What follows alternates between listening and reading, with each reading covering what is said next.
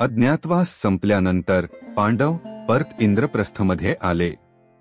आता त्यांना मिळालेल्या राज्याचा आनंद त्यांच्या चेहऱ्यावर झळकत होता.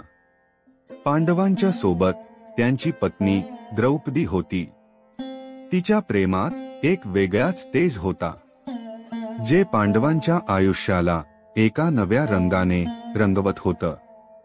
एके दिवशी सर्व पांडव राजसभेत बसलेले असताना नारद मुनी त्यांच्या दरबारात आले.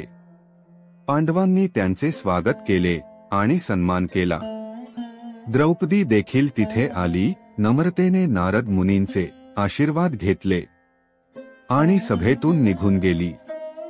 तिच्या जाण्यानंतर नारद मुनींनी पांडवांकडे पाहून सांगितलं, पांडवांनो, द्रौपदी तुमची एकमेव पत्नी आहे आणि तिच्या प्रेमात गुंतलेले तुम्ही सर्वजण. म्हणून तुम्ही एक शपथ घ्या, एक असा नियम ठेवा की तिच्या सोबत असताना कुणीही त्यांच्यात बाधा आणणार नाही. कारण एक स्त्री असली की तिने तुमच्यात विवाद निर्माण होऊ शकतो आणि प्रेमातून निर्माण झालेल्या या वादात मरणाची शक्यता नाकारता येत नाही. हे बोलून नारद मुनींनी सुंदुपसुंदची एक कथा सांगितली. सुंद आणि उपसुंद दोघे असुर भाऊ होते. जणू दोन देह पण एकच आत्मा. तपश्चर्येने त्यांनी ब्रह्मदेवांकडून वरदान मिळवलं की त्यांना फक्त एकमेकांच्या हातूनच मरण येईल. देवांच्या शांततेसाठी ब्रह्मदेवांनी विश्वकर्म्यांना सांगितलं की त्यांनी अशी एक अपूर्व सुंदर स्त्री निर्माण करावी जी त्या दोघांना मोहात पाडेल. तिला पाहून सुंद आणि उपसुंद तिच्या प्रेमात पडले. तिच्या रूपामुळे त्या भावात वाद झाला आणि दोघेही एकमेकांच्या हातून मारले गेले. कथा संपल्यावर नारद मुनींनी पांडवांना बजावलं की असाच वाद तुमच्यात होऊ नये.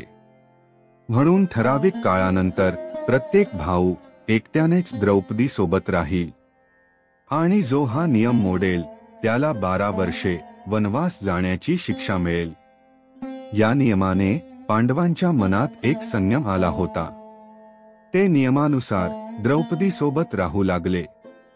एकदा असं घडलं की एका ब्राह्मणाच्या गायी काही लुटारूंनी चोरून नेल्या. ब्राह्मणाला दुःखाने व्याकुळ होऊन पांडवांकडे धाव घ्यावी लागली.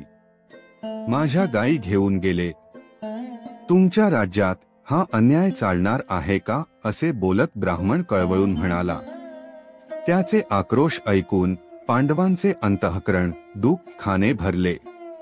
पण अडचण अशी होती की युधिष्ठिर द्रौपदी सोबत ज्या कक्षात होते त्याच कक्षात पांडवांची शस्त्रे ठेवली होती.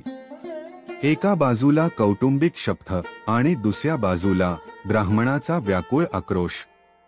अर्जुनाच्या मनात धर्माचा विचार आणि मानवतेचं ओझं एकाच वेळी गुंतून गेलं. अखेर त्याने मनाशी ठरवलं की ब्राह्मणाच्या रक्षणासाठी तो शपथ तोडेल आणि त्याचं प्रायश्चित्त भोगेल. त्याने धीराने पाय उचलला आणि युधिष्ठिरांच्या कक्षात प्रवेश केला. शस्त्र उचललं आणि ब्राह्मणाला दिलासा दिला. ब्राह्मणदेव, तुमची गाय मी लगेचच परत आणतो. अर्जुनाने शत्रूवर बाणांचा वर्षाव केला. लुटारूंना मारून ब्राह्मणाची गाय परत दिली. परत येऊन त्याने नम्रतेने युधिष्ठिरांसमोर हात जोडले आणि म्हणाला, मी नियमानुसार नियम मोडला आहे. कृपया मला वनवास जाण्याची आज्ञा द्या. युधिष्ठिरांनी त्याच्याकडे बघितलं आणि त्यांना क्षणभर दुःख झालं. ते म्हणाले, तू माझा लहान भाऊ आहेस. तुझ्या एकांताला बाधा आली असती तर गुन्हा ठरला असता. पण मोठ्या भावाच्या एकांतात लहान भावाने प्रवेश केला तर त्याला माफी मिळते.